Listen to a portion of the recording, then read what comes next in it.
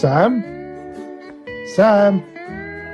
Where are you? Spurs have been signing and selling players all summer. The new season kicks off this weekend and the podcast is back. Get your ass back here.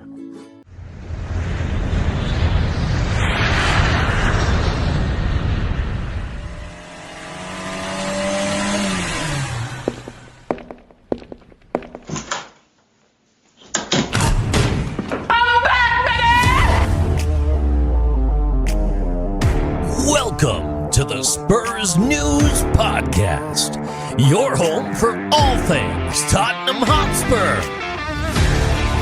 Now, here are your hosts. Hello everybody and welcome to a new season of the Spurs News Podcast. I am Sam, I am back. Joining me, my partner in crime for the season ahead, it's Stefan.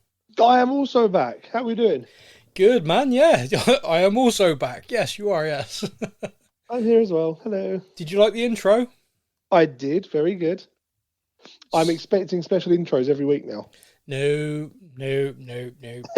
Just the special occasions like cup finals or returning from a summer holiday. Hopefully it made a few people laugh. Something that I got emailed during the break, which is probably a fair thing, and I have mentioned it before, is if you've listened to us since the start or for a while, you get the running jokes and the kind of stuff we say. But if you just join us for the first time, sometimes it can be a bit like, what the hell? And why is that funny? So I'm going to try my very best, because obviously a jumping in point at the start of a new season is a natural thing. Like, people might be trying us for the first time today. So hello, welcome potential new listener or listeners. I am Sam. I am the one that sounds like a pirate fucked a farmer and I was the offspring. He is Stefan. He is famous. His voice was used in an Amazon documentary about Tottenham. I'm not bitter about it at all. There you go. That's all. The bit that still gets me the most about that is that, like, we have done so many podcasts. Yeah. And I was lucky enough that season. It was you and Matt were the normal podcasters that season, and I was lucky enough to step. I was stepping Steph for a while. Like, you know, if something happened in one of your work lives or whatever, I would step in and help out. Yep. And the thing, like, we spoke about so many things that season and everything that was going on in the world and football and in COVID and everything. And the line they chose was just like the most generic-y sort of thing that didn't have anything to do with Tottenham at all. It gets worse than this, and I don't know if I've talked about this before, but like, genuinely, we had an email come through to me and Matt saying, we're making the Amazon documentary about Tottenham. We want to include parts from your podcast. Do we have your permission? We were like, yeah, okay. And they were like, okay, we have listened to these 6 episodes, I think it was, and we have picked out these sections, and, you know, you're going to get paid X for it and stuff like that. So me and Matt were just like, oh, wow, money's amazing. Like, thank you for anything, but just hearing our voices on this and the Spurs News Podcast being mentioned is really cool. Like, this is going to be amazing. And then it gets right down to it, and the guy emails and just like, look, we've cut loads, like, because we've had to redo loads of bits and pieces. And so, look, we've still included you, but, you know, it's not going to be what it was. And I was like, oh, okay, all right, well, we're still in there. And then it was in one episode, one line, and I'm sat waiting, watching it the whole way through, and I know Matt was sat there as well, waiting, because we had no idea what they'd included. And then I hear your voice. I've never lived through something like this before, or something like that it was, and I was like, that's it? Well, it's that's like, what they chose? It's just, that moment, yeah. But I'm okay with it. So anyone new listening, just know that I'm fine with that, and I don't hold any resentment, any ill will, and I don't stick Needles in a voodoo doll. Does your knee hurt, by the way? Anyway, right, moving on. Let's move on. It's been a mad summer. I ended up doing like a transfer special show because of the sheer amount of rumours that were flying around shortly after me and you said, right, that's it, we're done for summer, laters, and left. And I was like, oh, damn, there's so much flying around, I'd best do a quick summary. But then we did leave it. We did have a break. As you all heard at the start, nice Hawaiian music. I am now in this weird kind of place of like, I have wanted this club to show the level of ambition they're showing right now for a long time. Is it kind of... See, I don't know how to word this, because like I'm happy it's happening, but at the same time it feels like, did we really need to get to the nearly relegated point before the penny dropped? Does that make sense? Like where my head is on it is like... Oh, completely. No, I completely agree. Like, we had that season where we got to a Champions League final. Yeah. And hadn't made a signing for 3 transfer windows. Yeah. That was the moment that this should have happened. Yeah. Like, that 4th transfer window, that summer after getting to the Champions League final, that should have been the moment where the club went, we're on the cusp here. Yeah, we could push on and really do something here. I mean, and instead they went, hey, we got to a final. That was good, wasn't it? Look at us. Yeah, that's all I've watches. Under Pochettino, we had a 3rd, 2nd, 3rd and 4th, and a Champions League final.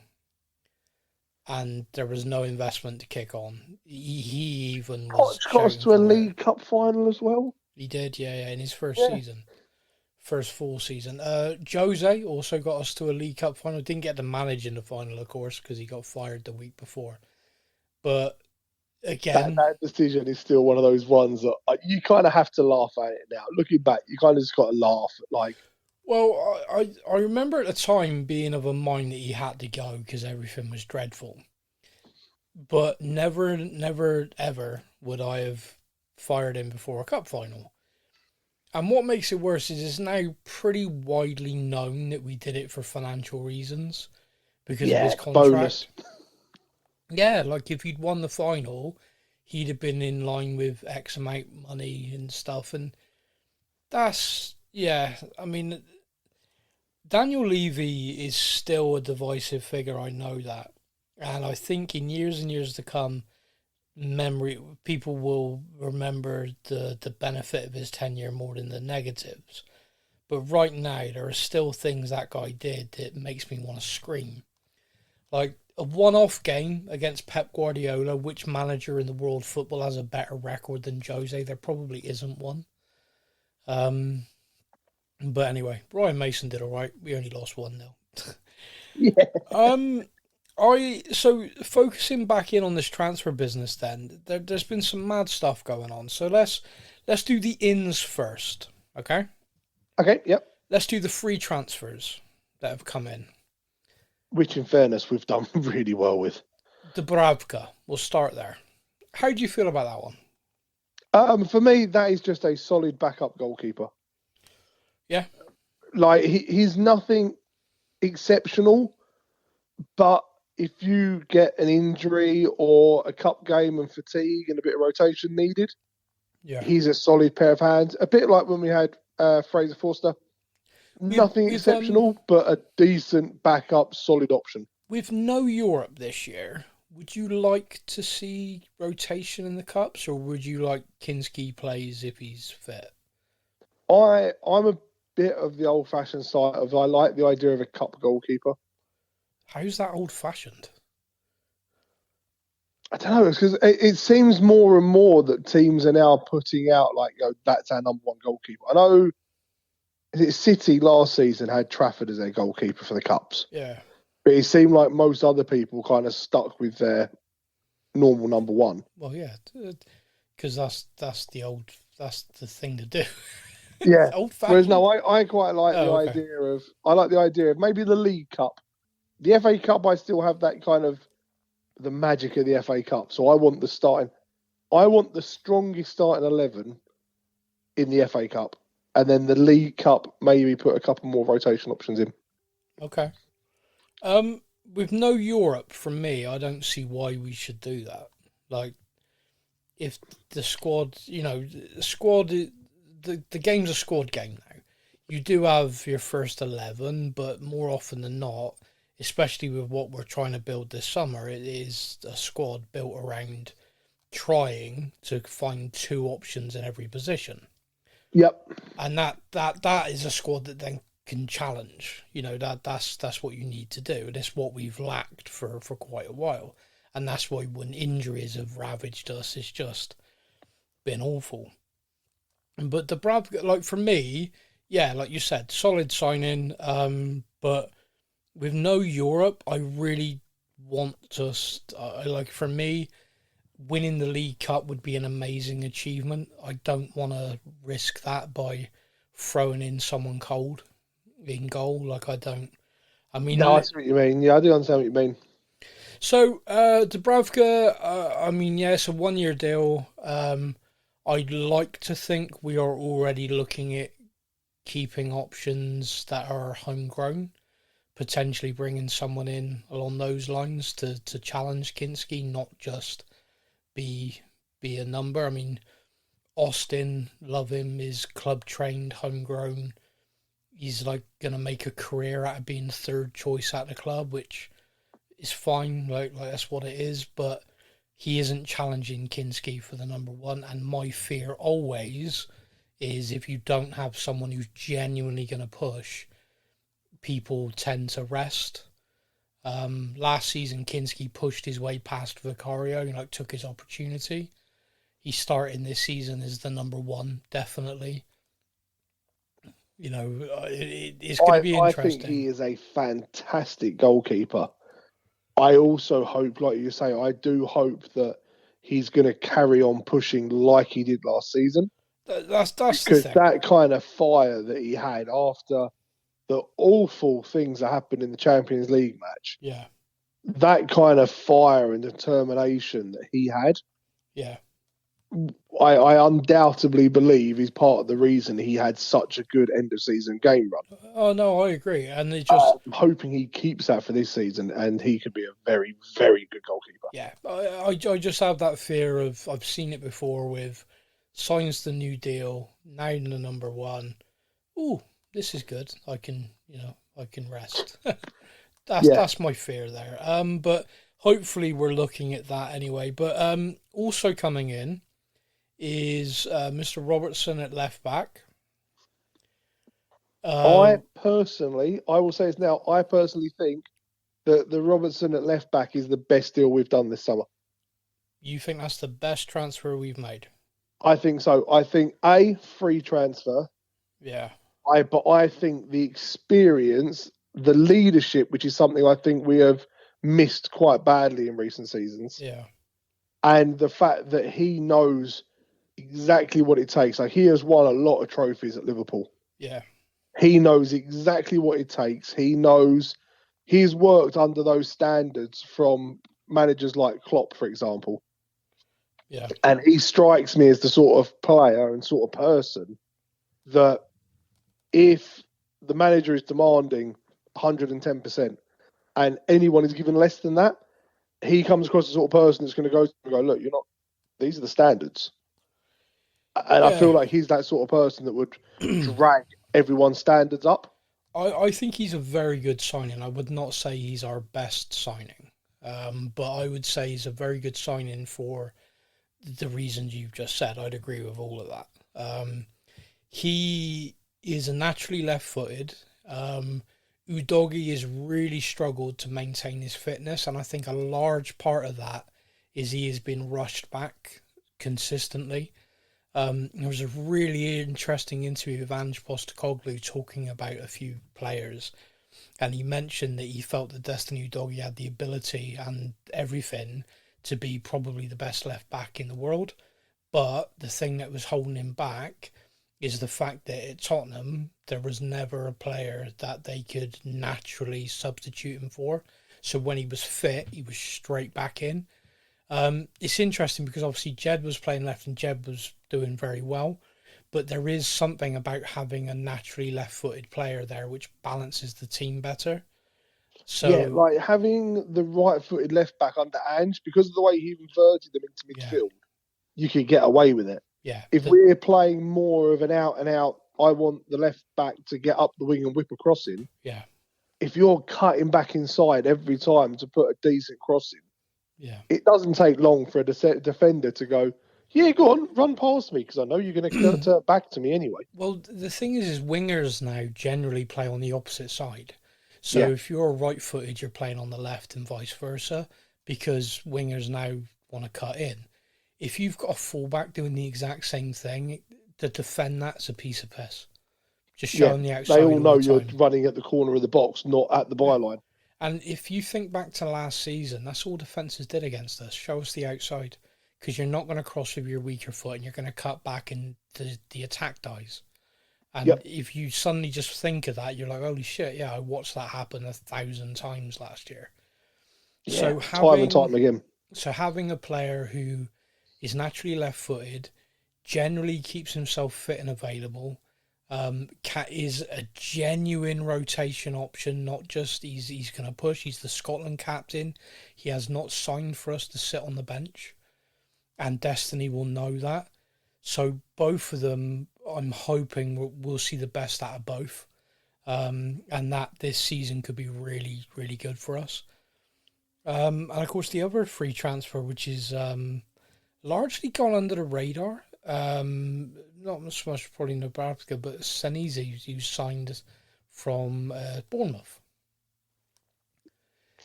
See, now this is a player where I hold my hands up and say I did not watch much of Bournemouth last season. No. So I don't know a massive amount about him. I've seen some of his stats and stuff, like progressive passes and things like that, all look very good.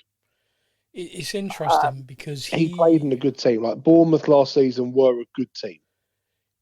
What's kind of interesting to me is we have, again, for a long time struggled to find left-footed centre-backs. We've got Mickey van der Ven and Senezi. We've actually got genuinely two Premier League class centre-backs who are left-footed now. Yep. That's kind of mad. And it's needed to happen, but it's squad planning that I was starting to think we didn't have the aptitude to achieve. And so when I saw that free transfer was rumoured for a while, and obviously we had relegation and everything was kind of like, look, this guy's going to join Tottenham if they stay up. And I was kind of like, all we've got to do is stay up. Easy. Yeah, I mean, I'm delighted because he, again, you think about Van der Ven and the injuries he's had and the kind of subsequent injuries. Like, there was a really interesting thing about him as well for the World Cup, because, of course, Holland play him at left back. Every time I watched the World Cup game, I was terrified that I was going to watch his hamstrings explode. Yeah, when I saw the lineups come out and each time they were kind of playing in this left wing back role, knowing how fast and how explosive he can be, I'm like, it makes complete sense. Yeah. Knowing that his hamstrings have also gone at least once or twice before for Tottenham. Yeah. Every time he got the ball, I was like, don't advance. Just play as a defensive left back. Don't leave your half. Just please don't sprint. please don't sprint. Yeah, it's genuinely a worry. But having someone who at that level can rotate with him to save the muscle fatigue, but also, should he go down with an injury again, can step in, and you're not gonna have that same turn of pace, but you're not gonna lose the level that we lost before. Defensive ability, yeah. As much as I love Van der Ven's pace and everything else, he is a centre-back. His job is to defend. Yeah. And defensive-wise, I think when he did get injuries last season, our defence did drop a level. Yeah, I mean, last season, genuinely, he didn't miss a lot. But the one thing that happened last season, and it's worth mentioning, he mentally got destroyed by Thomas Frank. Like, I don't want to dive into this because my feelings on that guy are, anyone who listens to this show is well known. Anyone new listening, if I had a gun and I had 2 bullets in it in a room with him and the world's worst paedophile, I'd shoot the paedophile twice so I could kill Thomas Frank with my bare hands. I hate him, like, and I don't use hate lightly. And when you read some of the stuff that has come out about the way he treated players, the way he treated the academy players, the younger players in the squad, Burval, Archie Gray, weren't even spoken to, were like talked over about them whilst they were stood there. And Van der Ven, probably more than anyone, maybe Jed Spence, showed on his face, in his demeanour, in his performances, unfortunately, just how unhappy he was. And I mean, every performance really had a fuck this place sort of attitude about it. He had what's interesting is he's talked about this again in this interview in Holland, where he says he was feeling so ashamed of his performances, he didn't want to leave his house. He felt like things were so bad, so awful, so terrible in every aspect. He shouldn't go out and enjoy himself. He shouldn't go out for a meal. He shouldn't go out with friends. He should just sit at home and that's a dark place to be mentally. Like, a lot of people can recognize that probably. Like, yeah, okay, I've been in a bad place. I know where he was. So to hear him talk about that, and now to see he signed a new deal, like when at one point last season I would have bet my house on him leaving. God, yeah, by Christmas, sort of January transfer window, yeah, it was all signs of like, yeah, he's going to replace Van Dijk at Liverpool. Yeah, big time. Yeah, they wanted him without a doubt, and he said no to everyone once. It's amazing the impact people can have on man management. Like, I've got my issues with De Zerbi, it's well documented, but the one thing he did very, very well when he came in is galvanise the squad and pick them back up, which is something that, you cannot underestimate, I think. And when you see that Van der Ven's gone from the place he was, hating every single minute, to signing a new deal in just a couple of months, I think it shows the impact that his man management had. But yeah, sorry, we're talking about the transfers. So Senesi, then we go into the kind of the money deals, and the first signing we made, like financially showing a bit of like, oh hello, we've thrown a bit of money here, is Van Hecke. Yeah, I think once he was signed, everyone knew Romero was gone for sure. Like, maybe there was a couple of seem to be, we brought in 2 centre backs. Yeah, I mean, it felt pretty much like, okay, we know this is definitely happening now. His signing is interesting to me because I followed him a little bit last season because someone I know said Tottenham are really looking at this guy. So I was like, oh, okay. And this was November last year. So I started just keeping an eye, watching him in a few. Okay. So it was quite early on then in the season. Yeah, really. yeah. I didn't realise it was that early on. Yeah, no. So we were scouting him because I think the club knew that although Romero had signed a new deal, that largely secured his sort of value. And it was probable that the club were going to need to replace him. So they started looking for right-sided centre-backs in the Premier League because they wanted to try and find someone, ideally with homegrown status, but if not, someone that could step in for Romero. And so they were looking at a few, like he was one of a few. But I got, like, someone said to me, like, oh, they really, like, they watched him a few times and, like, he's really stood out. So I thought, oh, okay, I'll watch. And I watched a few times, and dominating in the air, which was really important because I don't think Romero or Van der Ven really ever did that or do that. And also just generally just a very, very good defender who seemed to love defending. So seeing us make that signing, there was 2 parts to it I was pleased with. One, a very high-level player, but 2, he absolutely, like, we went and got him before the World Cup. We probably spent 10 million more than what Daniel Levy would have ever sanctioned for this player, because Levy would have waited and waited and waited until the window was getting close. He still had 12 months left on his contract. Brighton knew they'd need to sell. We'd have run the risk of someone else picking him up, like him having a good World Cup. But we didn't do that. We went in, we spent the money, we said, how much is it going to cost us? They gave us the price, we refined it, did the deal and signed him. Not something you see from us. No, often. and that caught my attention massively, because I was like, oh, holy shit, okay, that's different. Like, we've had lip service before, and we'd heard it this summer, like, we're going to, like, the owners said, we're going to change things, like, things have got to change, we're going to do things differently, and I was just kind of like, yeah, whatever. And that was kind of like, oh, okay, all right, that actually has surprised me a little bit, that caught me a little bit. I'm very happy with his signing, are you? I think I am. Yeah, like, again, last season I saw bits and pieces. Again, he played in a very good team, which is always good. To buy good players from a good team. Yeah, that is always very good.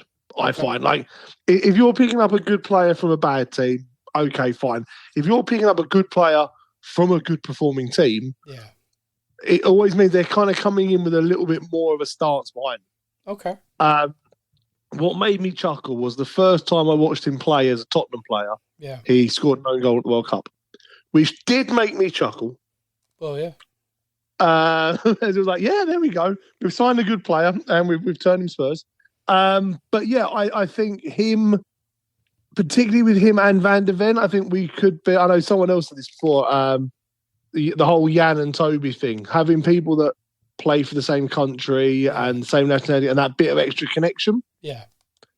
Him and Van de Ven could be a very, very good partnership. I can't remember who tweeted it, so apologies if you're listening. But I did enjoy the tweet I read when we signed him, which is, we will no longer be parking the bus, we'll be parking the van. Yes, I saw that. That was good. Very good. So that said to me, like, okay, we are doing things differently. We're paying the price to get things done. Okay, that's impressive. Now, the last time I did a show before we broke for summer, it was talking about the rumours linking us to Matheus Fernandes and Sandro Tonali. One of the key things in this was the sheer money involved to make those deals happen. Like, our previous transfer record was just shy of 60 million. Was it Solanke? No, it was still Tanguy. God, really? Yeah, Tanguy, because the add-ons to it weren't really performance related. They were just kind of like after X amount of time, and if the club qualifies for Europe and stuff like that. So we ended up having, it was like 59.4 or something like that. But yeah, and whereas Solanke, there are certain goal-related bonuses and stuff he's not hit. Gotcha. But anyway, so that was our previous transfer record, and I'm looking at it and I'm like, I'd love to think we're gonna spend this, like I'd love to think that, but we ain't gonna do that. And I kept seeing this, and it was like Man United were in for Fernandes. They were so confident they had him, like so cocky about it, and like there was stuff being posted daily about him in a Man United shirt and all this kind of stuff, and he wanted United fan and all these stuff, and then I remember there was one account that I follow on Twitter put something like along the lines of, I'd say it is because a lot of people in Spurs fandom know, is Paul O'Keefe. And Paul was like, Man United are struggling to do this because they've got like a real cash flow issue around their transfers. So they're trying to structure it in a way that West Ham just aren't interested in. So if Tottenham are serious, they do have an opportunity, and if they can then convince the player. I was still so skeptical, still so kind of like, we ain't going to spend that. We're not going to spend that kind of money. And if we do spend that kind of money, we ain't doing it twice. Do you know what I mean? Yeah. It's like, there's no, like, if we blow that kind of money on a player, it's like, wow, okay, that's us not spending any more money ever. That's it. We're done. That's the transfer window and January covered. Yeah. However, we have signed a new midfield. We signed Matheus Fernandes for 85 million. And then we signed Sandro Tonali for 95 million. how these are figures that you just don't. no. Tottenham fans don't hear. Like we've had outgoings of that sort of thing twice ever. Yeah, We don't have incomings of that. No, we do now. and now we do, and I'm like, Yeah. I don't understand. It is. What? There is. I mean, it is kind of jaw dropping, and I mean, you look at the financial loss this club would have had by being relegated.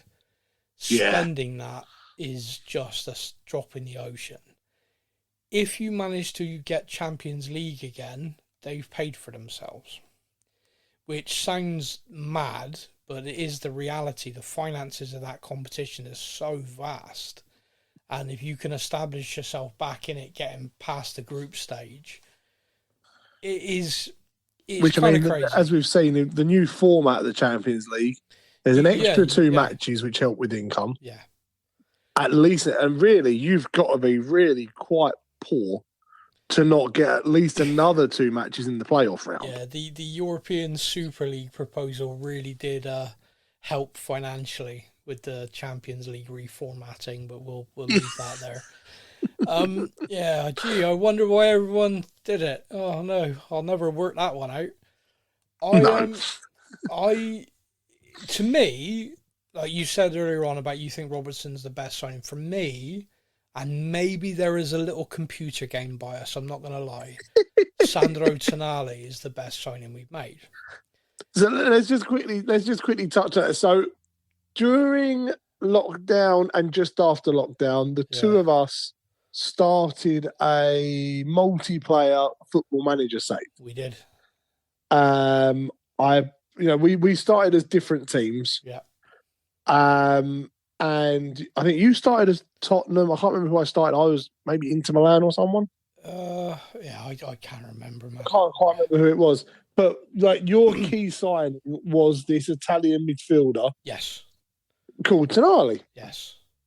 And that was kind of like your key signing was this player, and you built a squad around him, and he was incredibly good. Yes. The other player we both always tried to sign now plays for Real Madrid and is also very good in midfield. Camavinga. Yeah. That's the one.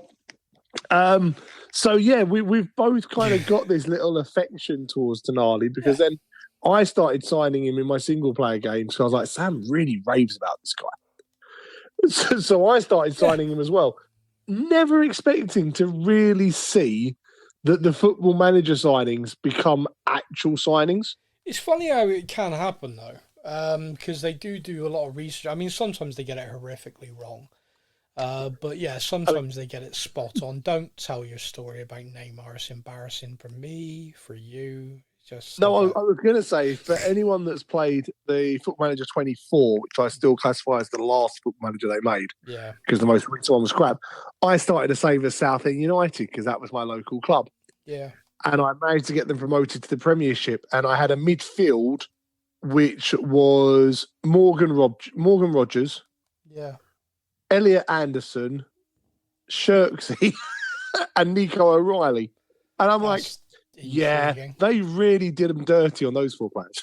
Yeah, that's interesting. So, but Sandro Tonali, so the computer game Origin, he then went to AC Milan in real life and was brilliant. He signed for Newcastle, and everyone was kind of like, oh, that's odd. That's an odd transfer. There's obviously a lot of money involved in that. And then he got banned for a year for gambling, and it was like, oh, that's why. Newcastle took a gamble, if you were. And he did not pay AC Milan saw it coming and went, sell him cheap. It will still save us in wages. Yes. But Tonali in the Premier League has been very, very good. And for me, it's been like, oh, that pisses me off. He's at Newcastle. And he kept getting linked to Arsenal, and I was like, oh, no, don't do that. That really pissed me off. And then he was getting linked to Manchester City, and once he was linked to Manchester City, that was kind of it. That's where he's going to go. And then we went in hard, and we got him. And his interview talking about De Zerbi called me and basically said, "You're not saying no to me." And I was like, wow, there's some Italian mobster shit going on here. Yeah, Um, that's the second player that he's yeah, contacted after and gone, you cannot say no to me. yeah. And used to ring people and they'd be like, "Oh wow, that sounds amazing. This kind of football, yeah, let's go for it." And sounds like a great guy. And De Zerbi is ringing people and they're like, "There was a horse's head in my bed the next day. I had to sign." So yeah, there we go. That's a Godfather reference, by the way, for all those young people listening. So, incredible. I'm delighted, over the moon. I've watched him in pre-season, and he's been brilliant. And so, the difference I think he's going to make to our team, I think Fernandez as well, is astronomical, and I can't wait to see it in a competitive game, which isn't long now. No, it's not. It's one of those strange. So I think I had this conversation on our WhatsApp group chat in thing. Like when I looked at our squad Yeah. and I looked at Bentancur, I looked at Gallagher, I Yep. looked at Bergvall, I looked at Archie Gray. Yeah. We know I love Sarr, but it does look like he needs to move on. Yeah. And then we have like Yavi's going to come back hopefully soon. Maddison is getting himself back into fitness as well. Yeah. The central midfield was not the position at the start of the transfer window where I was like, whoa, if we're going to blow our transfer record twice, so in one position, I hope it's that one. Like, it would never have been. Like, I was thinking, we desperately need a new striker. We desperately needed centre-backs. To me, that was definitely where I felt we needed work. We've now made these signings, and I'm looking at it, and I'm like, holy crap, we now have options that we haven't had for, God, I can't remember the last time we had like these sort of options available. The technical ability of our midfielders was shit. Like, what I mean by that is the ability to receive, the person who will forever hold this is Dembele. The man could take the ball off the back four, hold it, just like the back four used to say, give it to him, he won't lose it. He just went an entire season without losing the ball. He did go an entire season without losing the ball. Yeah. In the league, he lost it twice in cup games. Fucking amateur. But yeah, I know, right? Just bang out of order. But yeah. Do you know it was Pogba did it to him twice? And anyway, right, that's a whole different thing. But it is crazy to me, like the level that we've upped. And the thing is as well is it will make other players better. Like in pre-season, Gallagher's been playing in a 10 role. Now Gallagher isn't a playmaking number 10, but he is a fucking nightmare for defenders. He's got a machine in him, isn't he? He is in their face. He's closing down the goalkeepers. He is just relentless. And so you're not going to have a playmaker there sometimes, but if you play in there like that and he's just going to press and press and press, drive the whole team forward. Like you said, the options now are massive. And like Maddison sitting in there with the safety of Tonali, Fernandez, or Tonali and Bentancur and Fernandez. That safety that he's going to have, that he can rely on them so he can just go and play, and Xavi as well can then just go and play, is going to be huge. So I agree with you. We desperately need to sign a forward. This is where we are short. This is where we are still looking towards the end of the season. The two players you're seeing linked heavily is Savinho and Gakpo. I'm told there's also another that their club are trying really hard for, but has managed to stay out of the public domain so far. And it would be 3 signings. Like, it's not a case of one or the other. They are working relentlessly to try and do it. So there's still money there. Savinho is kind of like he can play on either wing. Yeah. That kind of ticks that box. Gakpo can play on the left or centre forward, I believe. Yeah. So that kind of ticks that box. So to them bring in another one as well. Yeah, I think they are looking at. Basically, the key message is money's still there. They are not done in the sense of like, okay, we've shot a load of money on the midfield, we're done. We have recouped a lot from the players we've sold, including a couple we weren't planning on selling, but players have pushed, so we've sold them. So we have brought in more than what we were expecting to bring back in. And that, of course, is Vuskovic, who's gone to Brighton. It's going to be interesting to see how he does this season because he's still quite young, but I've got a horrible feeling he's going to do really fucking well. I think he's got potential to be absolutely world class. If anyone here is a gambler, Tonali, if you're listening, not you, 10 goals this season for him or more as a central defender. That's, if you can find odds on that somewhere, that's worth a punt. He is a goal threat like you wouldn't believe. Like free kicks, from headers, from being on the end of set pieces, from taking free kicks, from shots out the edge of the box. He genuinely is not. He's an accomplished defender already, and he will get better with experience. But as a attacking threat as well, he is on another level, and it's one of the key reasons I was gutted to see him leave. But he demanded to go, so we ain't gonna stand in the way of a player who don't want to be here. No. Jed Spence was a surprise. De Zerbi, because Jed was kind of playing on the left, inverted and stuff, De Zerbi just felt he wasn't a good option for the squad. He went away and had a brilliant World Cup, and so I think the club were thinking, get him back, get him focused at right, playing on the right again, and him and Porro, brilliant options. The player had this amazing opportunity to go to Inter Milan, and that was it. Like, De Zerbi was kind of like, yeah, you have my blessing. The player, like, I want this chance. So the club did the deal. We could have got more money from him, from selling him in England. Liverpool were in for him. 2 other clubs made inquiries. But just, he wanted the opportunity to go play in Inter Milan. That's, I can't. He was at Genoa, wasn't he? And it was documented that he quite liked his time in Italy. Yeah, he did. And, I think you go back now to that as a sliding doors moment where Genoa had the chance to sign him for like 3 or 4 million and said no. It's kind of funny. Yeah, it's kind of funny. But, that's that. So there were those things that have gone out, players gone out. Are there any out? Obviously, Romero's gone. I'll tell you the one thing about Romero going, which my feelings on that man are so mixed. There's so many good things, so many bad things. His leaving message, I thought, was brilliant.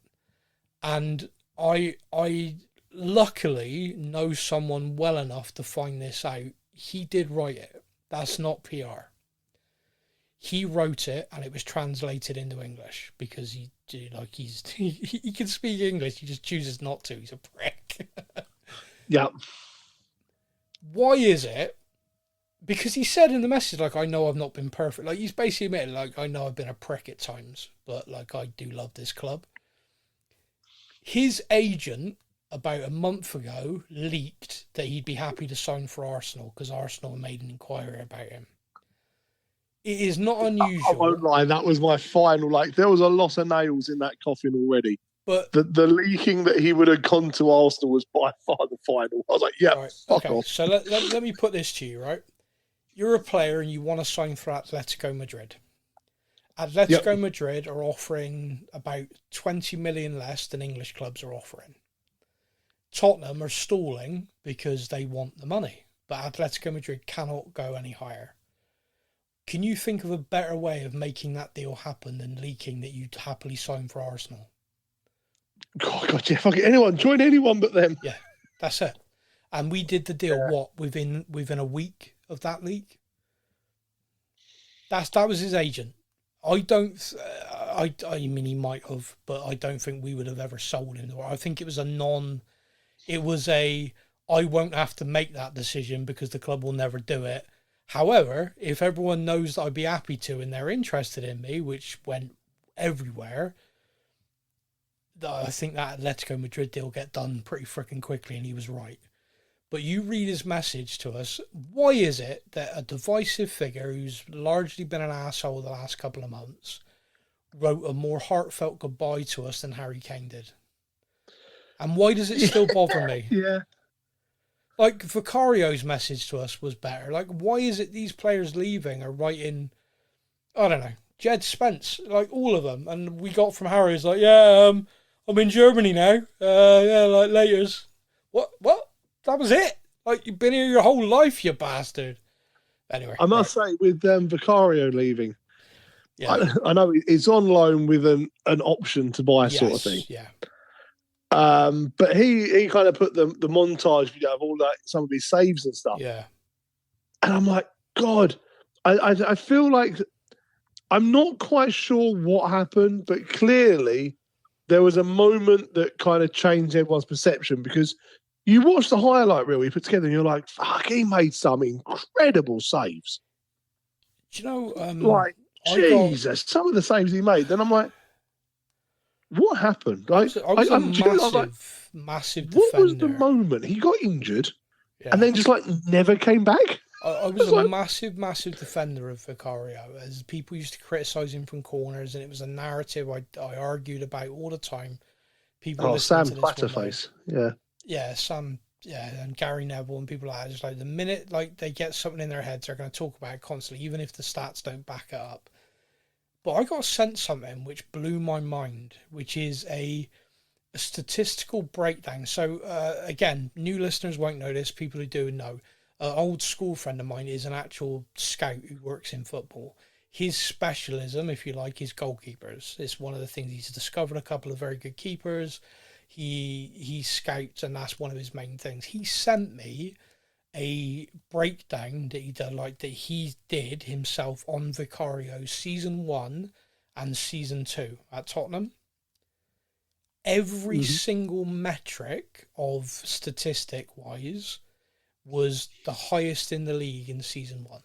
He was up there as one of the best goalkeepers in the league and across Europe for every single metric that you can measure for goalkeeping.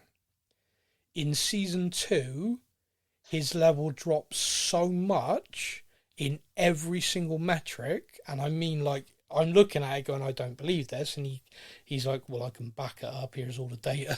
So I'm not reading that shit. But like, it dropped so much. 2-page dossier. No, it's fine, I believe you. There were keepers in non-league football in England who had higher and better stats than him. Jeez. The drop-off is insane, and I have no idea why. Like, and again, someone with sources inside the club has recently said the club were shocked. They thought he's our number one for however long. Like, he is, we've signed him, he's a great keeper. And just no one could believe, like, what the hell's happened? Like, what's gone on? Like, someone space jam his skill? What the fuck? Now, no idea that, because to me, perception-wise, I didn't see that. I saw, like, the team as a whole were struggling and we were conceding, and I didn't think he personally was standing out to me as the problem. Maybe that's just my perception and I was wrong, but you look at this data and it is insane. Like, his ability to come for crosses, successful catches, like how many times he took the ball and didn't take it cleanly and had to like grab at it 2 or 3, like these the metrics. In fairness, we had that iconic moment in the Europa League final was because he came for a cross and got nowhere near it. Yeah, and Van der Ven off the line. Yeah. Yeah. But anyway, so him going, lots of players going. Is there any player that is left that you're like, shit, I wish we hadn't let him go? Vuskovic is the main one. Yeah. But obviously, once a player decides, no, I'm not coming back, I am leaving. Yeah. No one is bigger than that badge on the shirt. No, exactly. If you don't want to play for this club, don't play for us. Off you go. Yeah, that was my feeling as well. Jed Spence, that one sucked because he's a player that I've kind of stood by. Even when he was out on loan at Genoa and stuff, I was like, I want him back in our squad. I think he has so much potential. Really? Genuinely, he's a player. I've stood by him. You know that, like, these podcasts are recorded, right? Like, I can go back and find the episode where you called him an arrogant prick for posting pictures with a cigar in his mouth and stuff. I've never doubted the fact that he is arrogant. I will never doubt that one. But ability-wise, I always thought, like, he was going to come really good. And he showed for us how good he could be. Okay. Showed at the World Cup. Like, defensive-wise, I think he was fantastic. Like, the one-on-ones and stuff. So I was gutted to see him go. Yeah, I think with Jed, he didn't fit into the squad that Deserve is building. Yeah. But as a personality, as an individual, and as a player and his skill set, I'm sad to see him leave. Like, his World Cup was brilliant. He was the only Tottenham player in the England team.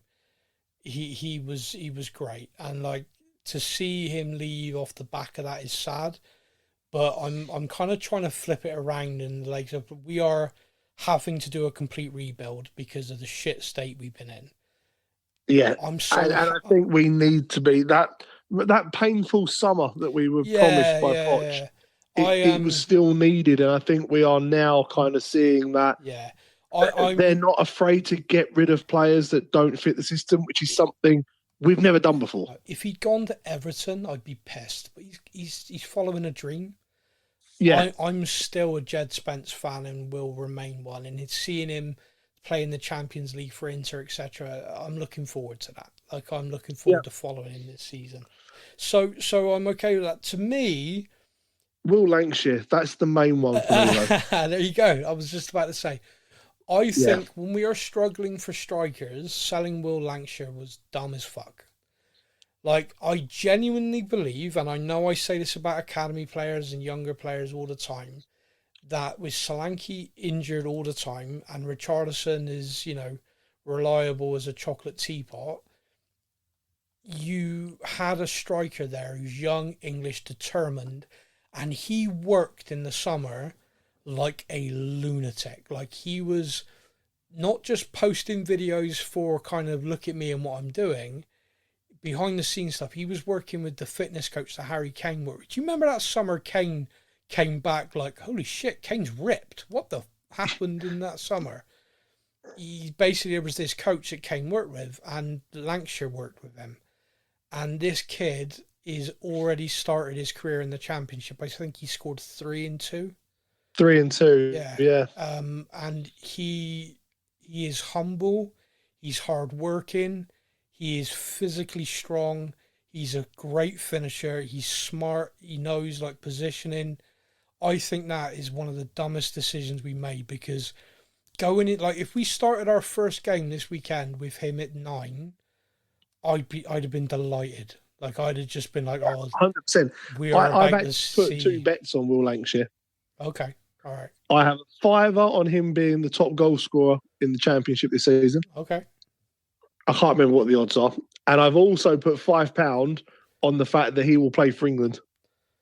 Okay, all right. Okay, well, I hope so. I mean, I you can never tell, because sometimes players can lose it a bit, but I'm hopeful with the start he's had, he's going to have a brilliant season and really kick on. But I don't suppose we've put something sensible like, a buyback clause or a we will match the bidder clause. Match the bid we have. So if he is leaving there, we have the opportunity to match whatever they're going to accept for him.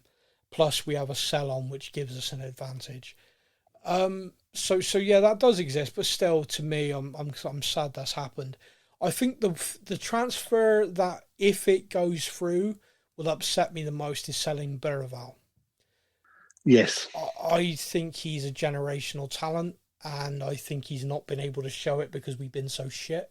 And also, he's ridiculously young and has been thrown in the deep end all over the place. He's played under 4 managers in 2 years for us. He needs stability. He needs, this is your role. This is how I want you to play. And I did go for it.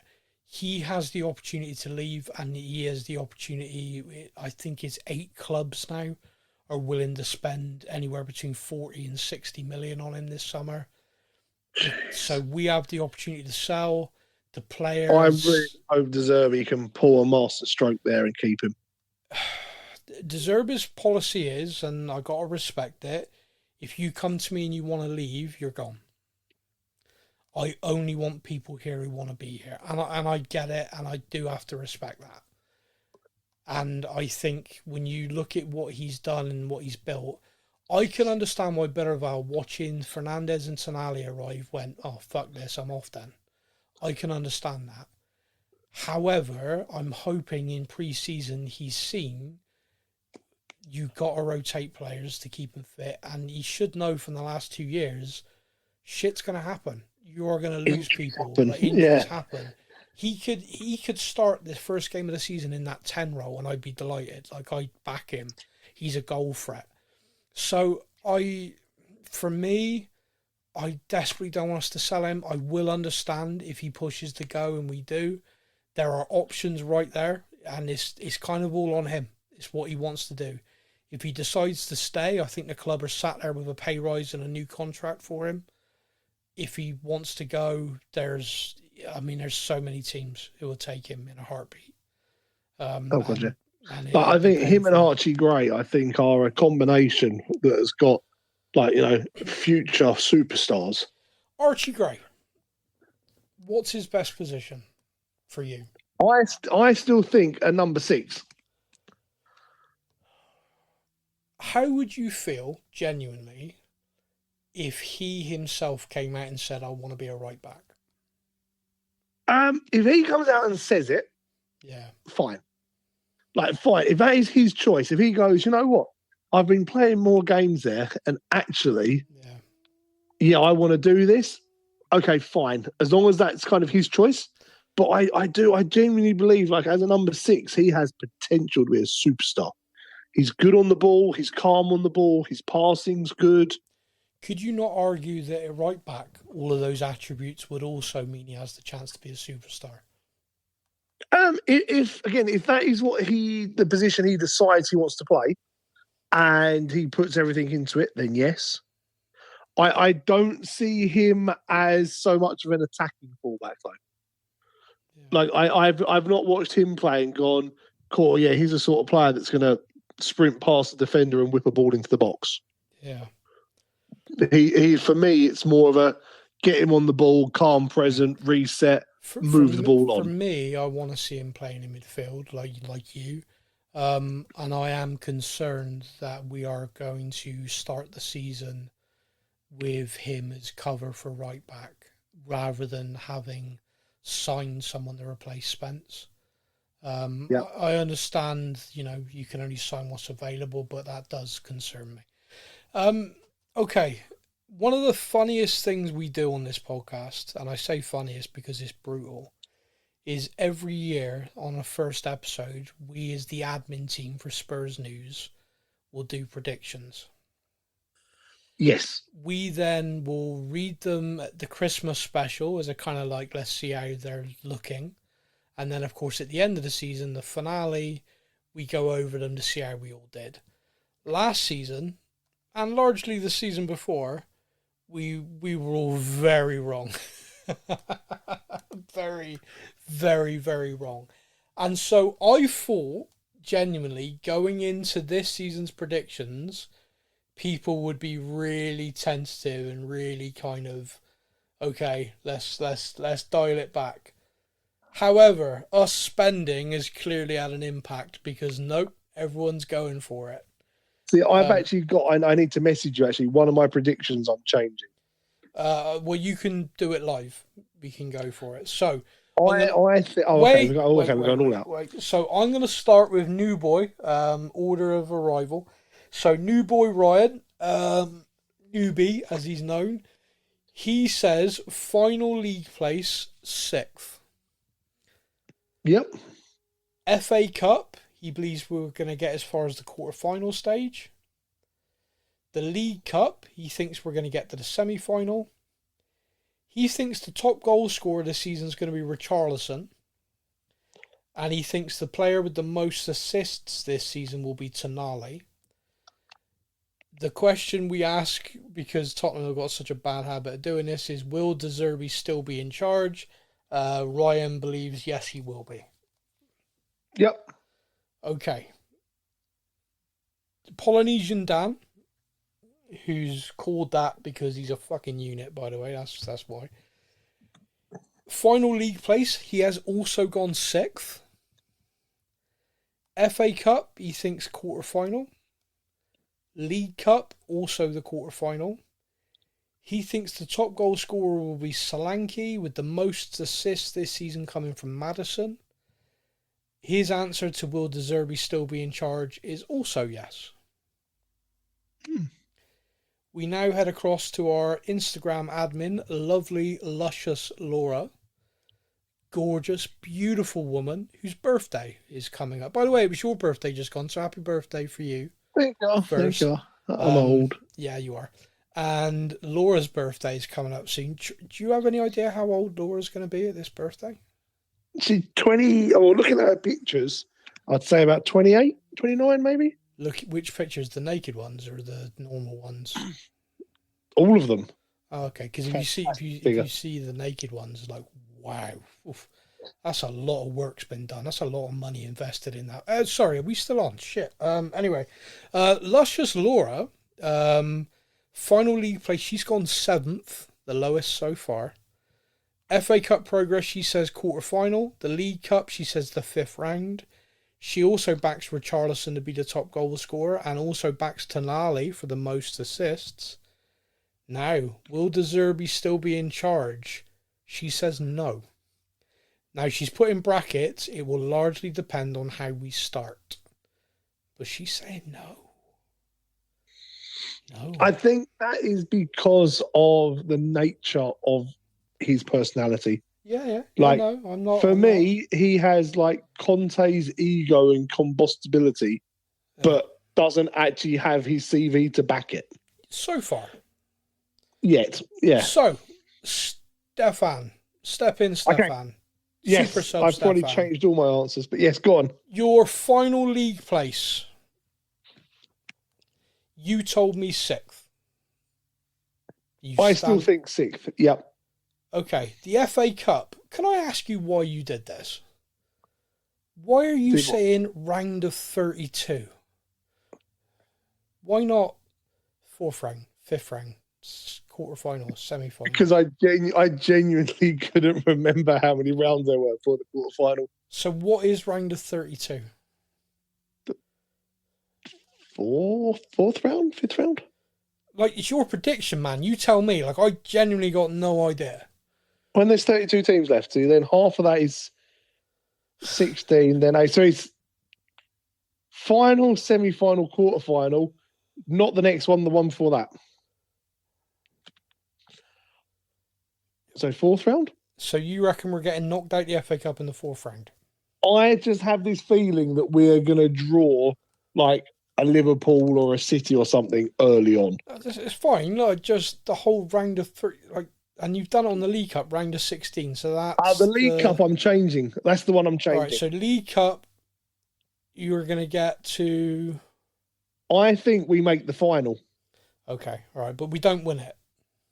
I don't know if... I don't think we win it, but I think we get to the final. Okay. Because I think De Zerbi is going to go all out to prove himself and win a trophy. You know... And obviously the League Cup's the earliest one. You know, we play the League Cup second round game before our next episode. So yes, by the time the next episode comes out, we could already be out of that and it'd be funny. Okay, and you said the top goal scorer has yet to be signed. So you're saying that our top goal scorer will be one of our new signings? Yes. Do you want to put a name to that, or do you want to learn from my mistakes? Yeah, it's going to be Eza? No. Yeah. No, I don't know. At the moment, I feel like it could be Gakpo.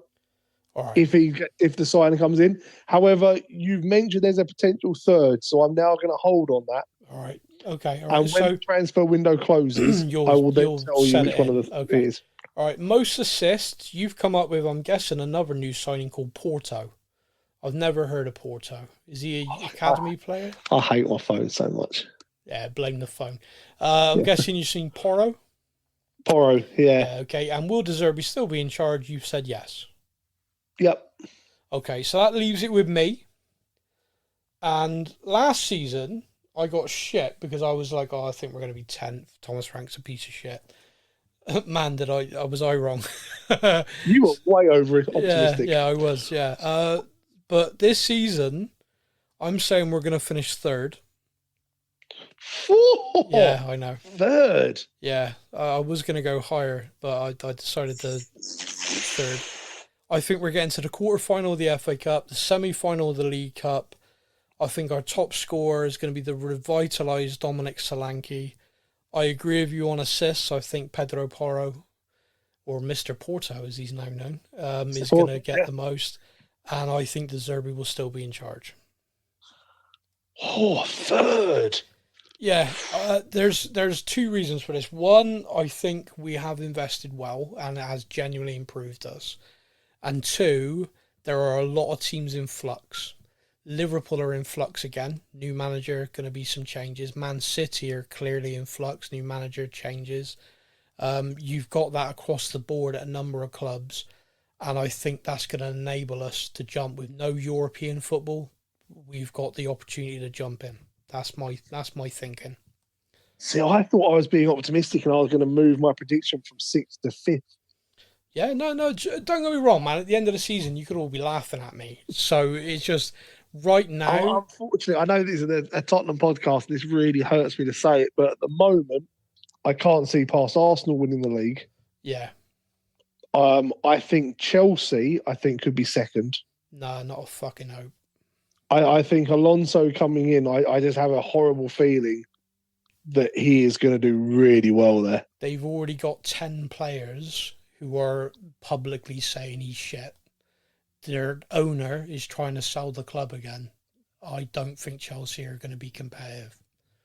Wow. I didn't know about the players coming out already. Yeah. He's been getting slagged off by the players. On Twitter, there's a lot of big Chelsea fan accounts, and they are posting stuff every single day about players saying this, that, and like he's training shit. And Chelsea as a club has a bad culture. He has issues, and they built a squad of like far too many players, and it's unmanageable. And they've realised that like they fucked themselves. They're trying to offload 25 senior players last season or something. You can only register 25. So there is a Chelsea forward who there was a rumour about us being linked to, and it all got kind of hushed up.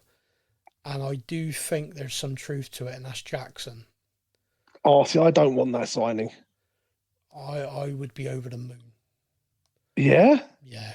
As a 9, I think he'd change us. I for the better. He's a good finisher. He's quick.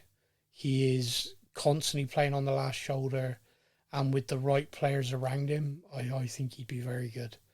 You got to look at what Chelsea does to players. Like it's a void there. Like it's awful. Well, yeah, that's true. A lot of people want us to sign Delap. I just think he's a thug.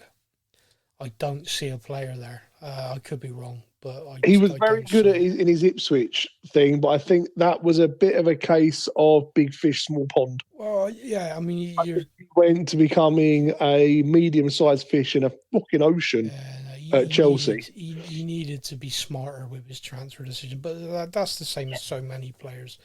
So we open our season away at Brentford. It is a 5:30 kickoff, televised. I'm nervous. I'm nervous because Brentford are a great side, but it's the new season. I desperately want us to do well and get a good start. So yeah, the nerves are kicking in. We play them on the weekend, and then we play Charlton in midweek, and then we'll be back for our second episode of the season with 2 games to discuss, Brentford and Charlton. So, ooh. just putting it to you. Are we doing predictions this season? Only win, loss, and draw. I don't want to do score lines. Okay. So, Brentford, what do you reckon? Win. We're going opening day win away at Brentford, okay? Yeah. I'm going draw. And Charlton. Oh, win. I'm going to go win as well. I think we got to focus in on trying to lift the trophy. Okay. One last bit of admin before we wrap for this opening show, and that is to say, a lot of people always ask me to do loan updates and stuff on the podcast, and I've tried, and I forget. And there is always so much to talk about with this club. The amount of times I've done it, and we have run out of time. Like, no one wants to listen to us for like 2-3 hours, which is the level we'd end up at sometimes. So what we do now is newbie writes a weekly blog for our website. It's all the W's, spursnews.co.uk. Easiest website to remember in the world. And every single week he posts a full data breakdown, stats and everything for every player we have on loan. We then post it to our Facebook page, the link to it. Last season started with a couple of hundred people reading it. By the end, it was just over 1,000, which is great. I'd encourage anyone who's interested to keep an eye on it, because players like Lancashire and a few others and stuff like that, if you'd read the blog last season, you'd know why I'm disappointed we sold him and why he's doing so well now already. So yeah, keep an eye out for that every single week of the season. That'll hit the website. Like I said, we post it, I think, every Monday morning to the page. So I think that starts next week. That is it. But a new thing we're bringing in for this season, because I like to put Steph on the spot, and I also like the idea that he has to do some work other than just talking to me. We are going to end every single podcast with a random Tottenham fact. Anything Tottenham related. It could be a kit deal at some point. It could be a random player fact. Hey, it could be a wife and or girlfriend of a player fact. Whatever. Just anything Tottenham related. Oh, random that fact. Van der Vaart is expecting his third child. Has just been announced. Ex-player fact. There you go. Yeah, it's kind of a controversial one to bring up, to be honest with you. Let's move on from that. I will now pass it to Steph. So I'll say good luck, everybody, for the game at the weekend. Come on, you Spurs. And I'm going to end this podcast by handing you to Steph for his random Tottenham fact. Do you know that at the Tottenham Hotspur Stadium, no front row seat is more than 8 meters from the touchline, making you the closest experience in the whole league?